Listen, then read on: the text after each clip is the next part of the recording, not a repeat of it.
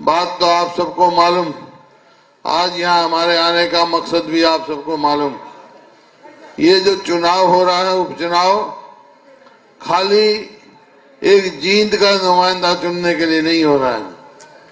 ये उपचुनाव की तरफ पूरा देश टकटकी लगाए बैठा है, क्योंकि आज पूरे देश में, खासतौर पर हमारे प्रदेश में, किसान आज बर्बादी के कगार पे, कर्जे में डूबा जा रहा है, आत्महत्याएं कर रहा है, गरीब आदमी को रोजगार नहीं, बेरोजगारी बुरी तरह फैल रही है, व्यापारी को व्यापार नहीं। और भाई आप कोई देखे, किसी भी वर्ग को देखें, कर्मचारी को उसका सम्मान नहीं। कर्मचारी सड़कों पे, कोई भी वर्ग लगाओ, आज इस सरकार से विमुख हुआ, क्योंकि 4.5 साल में जो 154 वायदे करके सरकार ये आई थी भारतीय जनता पार्टी की, एक भी वायदा पूरा नहीं किया। किया तो बताओ भाई, हर वर्ग के लिए किया था। तो आज समय है, भाई रणदीप जी कह रहे थे, उन्होंने कहा मेरे बारे में कि जींद की भूमि में मेरा स्वागत किया है इन्होंने। अरे वो तो आपकी मेहरबानी है, लेकिन जींद की तो भाई आधा मैं भी जींद का, मेरी माँ जींद की है, मेरा क्या स्वागत है? आधा खून मेरा भी जींद में। और ये फर्ज समझ गए, ये फर्ज समझ गए, जैसे इनकी जिम्मेवारी है, मेरे को मौका मिला, मैंने भी ये बस समझा कि भाई इसका, इस भूमि का कर्जा उतारना है। जन्म दिया है जहां से मेरी माँ ने। तो अब एक बात देखें, पार्टी सब लड़ रही है चुनाव, सब अपना अपना बात रखेंगे, लेकिन रोज मैं पढ़ रहा हूं क्या इनेलो वाले क्या कहते हैं कि भाई कांग्रेस और भाजपा ने कोई काम नहीं किया, हम ही करेंगे, विकास नहीं किया जींद का।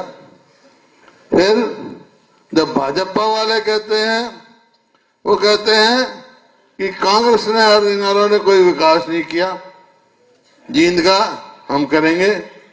फैसला कौन करेगा? ये किसने विकास किया? नहीं, फैसला कौन करेगा? ये चुनाव फैसला करेगा, ये चुनाव का नतीजा फैसला करेगा। मेरे खुले सवाल हैं, मेरे खुले सवाल हैं। हमारे को भी मौका मिला, मेरे अजीज जो यहाँ से उम्मीदवार हैं, हमारे परिवार समझो है मेरा, रणदीप जो चुनाव लड़ रहे हैं यहाँ से, मेरे साथ मंत्री थे।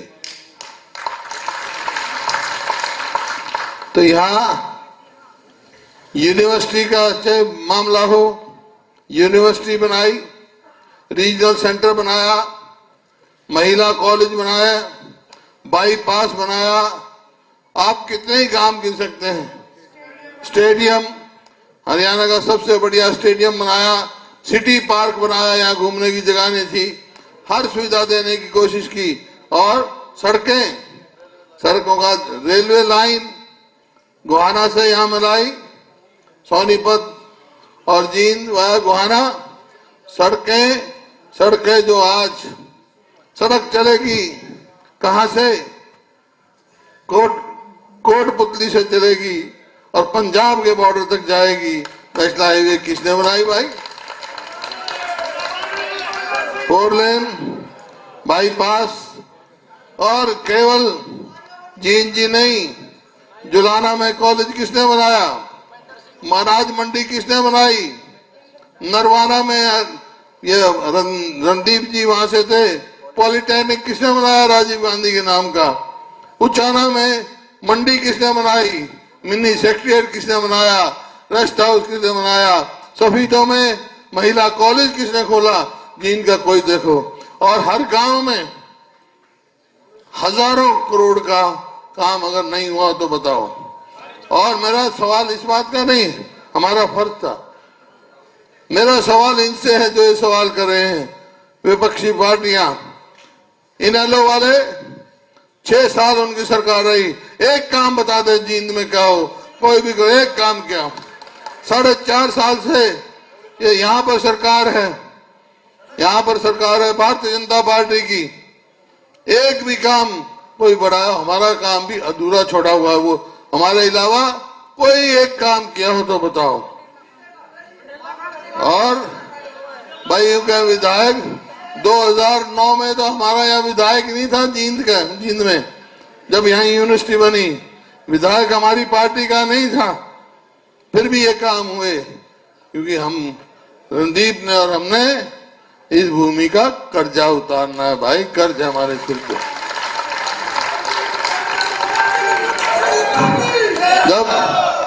जब कंडेले में गोली चली, जो किया चर्चा रणदीप ने, जब गोलियां रुक नहीं रही थी चौटाला की, तो किसने छाती अड़ाई आकर? हमने और रणदीप ने छाती अड़ाई। मैंने कहा पैदल यात्रा हमने की। तो आज एक किस हक से आ रहे हैं भाई? अजीत दीपेंद्र ने कहा इनकी बताई, वहां बताया इनका काम, वहां भी भारतीय जनता पार्टी की सपोर्ट, हरियाणा में भी सपोर्ट। जब इकट्ठे थे जब भी, अब वो चाचा को कह रहा है, चाचा भतीजों को कह रहा है, लेकिन असलियत क्या है? ठीक है इन्होंने, जो इनेलो भाजपा की बी पार्टी है और वह जे के बताई वह भाजपा की सी पार्टी। कोई आपका कोई लेना देना नहीं, उसमें आपका कोई मतलब नहीं। आज समय आया है। देखिए, मैं दावे के साथ कह सकता हूं, रणदीप सुरजेवाला मेरे साथ मंत्री थे, कैथल से ये विधायक थे, इन्होंने वहां इतना काम किया। जो भी ये काम लेके गए, कोई काम हमने मना नहीं किया। तो आज तो भाई ये दोनों, मैं भी आया हूं और ये यहाँ के उम्मीदवार हैं, विधायक होंगे, तो आप अंदाजा लगा लो कितना विकास जींद का होगा।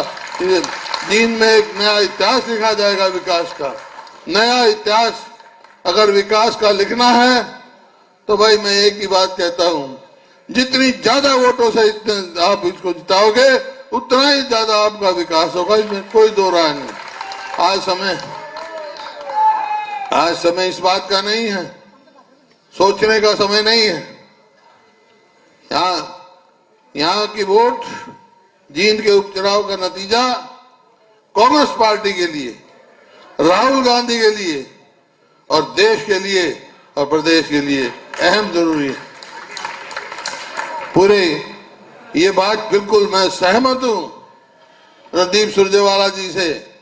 जिस दिन यहां से नतीजा होगा, ये खट्टर सरकार उसके बाद 30 दिन भी नहीं पकड़ेगी, उसको चलती हो जाएगी। क्योंकि वहां के चाहे ये बी और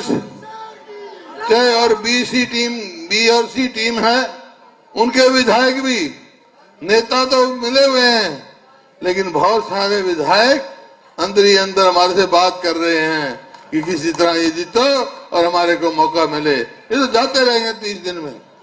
अगर इस कट्टर सरकार से पीछा छुड़ाना है और केंद्र में भारतीय जनता पार्टी सरकार को भगाना है, तो भाई जींद में रणदीप सुरजेवाला को जिता के भेज दो आप।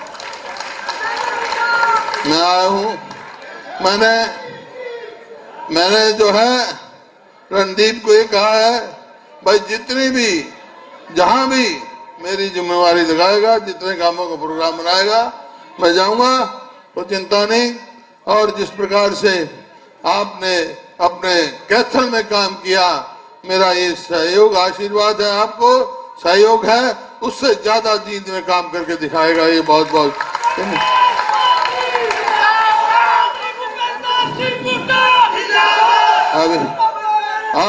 अब जो है,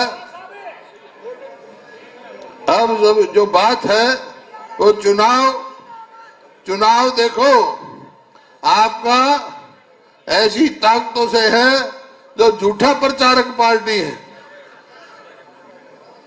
कहीं जीएसटी लगा दी, कहीं वेट लगा दिया, कहीं ट्रैक्टर पे टैक्स लगा दिया, खाद पे टैक्स लगा दिया, नोटबंदी कर दी, कहीं जीएसटी लगा दी। भाई हर वर्ग व्यापारी है, जीएसटी ने तो, जीएसटी का मतलब क्या है? नहीं, गब्बर सिंह टैक्स तो है, लेकिन साथ के साथ भी है गई सरकार तुम्हारी सरकार। तो आज मैं यही कहना है आपसे कि एक एक वोट जो आपकी होगी वो रणदीप सुरजेवाला को, कांग्रेस पार्टी को, राहुल गांधी को, देश को और प्रदेश के हित में जाएगी।